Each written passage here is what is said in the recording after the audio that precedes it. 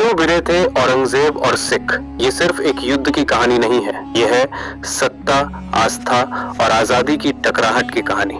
सालों तक मुगल साम्राज्य काबिज था, लेकिन 17वीं सदी के आखिर तक चीजें बदलने लगी। औरंगजेब की नीतियां और सिखों का उठ खड़ा होना, दोनों ही एक दूसरे के सामने आ गए। पर असली सवाल ये है, क्यों? लेकिन असल टकराव कब शुरू हुआ?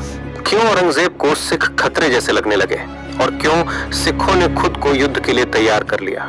इसके पीछे 3 बड़े कारण थे। पहला, सत्ता की राजनीति। औरंगजेब चाहता था कि पूरे भारत में सिर्फ उसकी नीतियां चले, जो उसके खिलाफ बोलता उसे दबाया जाता। सिख गुरु स्वतंत्र सोच रखते थे और अपनी राह पर चलते थे। यही बात औरंगजेब को बर्दाश्त नहीं होती थी। दूसरा, धार्मिक नीतियां। इतिहासकार बताते हैं कि औरंगजेब के शासन में कई पुराने नियम बदले गए, कुछ मंदिर नीतियां सख्त हुई, धार्मिक कर बढ़ाए गए। सिखों ने इसका विरोध किया और विरोध को बगावत समझा गया।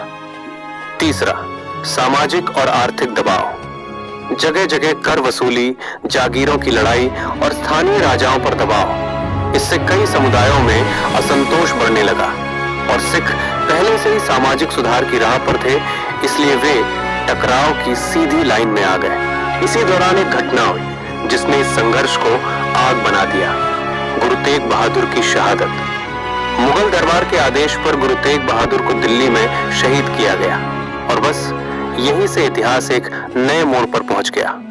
गुरु गोविंद सिंह ने खालसा की स्थापना की, एक ऐसा अनुशासित, साहसी और निडर समुदाय जो अन्याय के खिलाफ खड़ा होना ही धर्म समझता था।